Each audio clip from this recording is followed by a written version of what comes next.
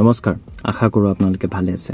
এটা important health topic লৈ এই ভিডিঅ'টো বনাইছোঁ। বৰ্তমান সময়ত মাছ ভেকচিনেশ্যন কেম্পেইন চলি আছে, HPV ভেকচিন বুলি বহুতে শুনিছে। তো এইটোৰ বিষয়ে এটা ইম্পৰ্টেণ্ট হেল্থ টপিক লৈ এই ভিডিঅ'টো আৰম্ভ কৰিবলৈ চেষ্টা কৰিছোঁ। বৰ্তমান সময়ত ভাৰতবৰ্ষত মহিলা মানুহৰ তাত ছেকেণ্ড মষ্ট কমন কেঞ্চাৰ হৈছে চাৰ্ভিকেল কেঞ্চাৰ। জৰায়ুৰ কাষত আমাৰ চাৰ্ভিক্স বুলি এটা অংগ থাকে, তাৰে কেঞ্চাৰটো ছেকেণ্ড মষ্ট কমন কেঞ্চাৰ।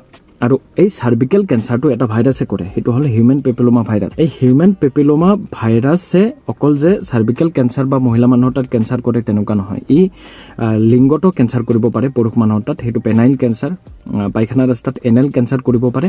তো পুৰুষ মানুহৰ তাতো কেঞ্চাৰ কৰে, বাট ইমান বেছি কমন নহয়। কিন্তু ছোৱালী মানুহৰ তাত যিটো ই কেঞ্চাৰ কৰে সেইটো বহুত বেছি common. Second most common cancer হৈছে চাৰ্ভিকেল কেঞ্চাৰ। তো এই হিউমেন পেপিলোমা ভাইৰাছে এই চাৰ্ভিকেল কেঞ্চাৰ কৰে।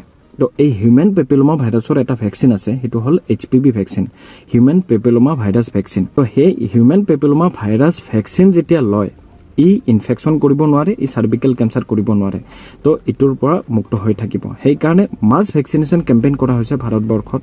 জেনেৰেলি বৰ্তমান সময়ত অকল ছোৱালীকে এইটো ভেকচিন দিয়া হৈছে। 14 বছৰ কমপ্লিট হ'ব লাগিব, 15ত সোমাব নালাগিব বয়সটো, সেইটো এজ গ্ৰুপত এই ভেকচিনটো দিয়া হৈছে। ছিংগল ড'জ ভেকচিন দিয়া হৈছে। এবাৰ ড'জ ল'লে ভৱিষ্যতে এই ইনফেকশ্যনটো নহয় আৰু চাৰ্ভিকেল কেঞ্চাৰ বহুত বেছি চান্সটো কমি যাব। হিউমেন পেপিলোমা ভাইৰাছৰ কেইটামান ষ্ট্ৰেইন থাকে, 6, 11, 16, 18। জেনেৰেলি চাৰ্ভিকেল কেঞ্চাৰ কৰা ভাইৰাছ ষ্ট্ৰেইনটো হৈছে 16 আৰু 18 আৰু 6, 11টো বেনাইন, কিছুমান ইনফেকশ্যন কৰে, ইমান বেছি কেঞ্চাৰ কৰাৰ চান্স নাই। 16 আৰু 18হে কেঞ্চাৰ কৰে ষ্ট্ৰেইনটোৱে। 6 আৰু 11 ষ্ট্ৰেইনটোৱে কেঞ্চাৰ কৰিব নোৱাৰে। তো বৰ্তমান যিটো ভেকচিন আমাৰ মাছ কেম্পেইন কৰা হৈছে সেইটো গাৰ্ডেচিল 4, 4টা ষ্ট্ৰেইন থাকে, সেইটো 6, 11, 16, 18 এই 4টা ষ্ট্ৰেইন বৰ্তমান সময়ত দিয়া হৈছে। তেতিয়া যিটো চাৰ্ভিকেল কেঞ্চাৰ কৰা, যিটো বহুত বেছি চাৰ্ভিকেল কেঞ্চাৰ কৰা যিটো চান্স থকা ষ্ট্ৰেইন, সেই দুটা এই ভেকচিনটোত আছে। তো ভৱিষ্যতে এই ইনফেকশ্যনটো নহয় আৰু চাৰ্ভিকেল কেঞ্চাৰ হোৱা চান্সটো বহুত বেছি কমি থাকে।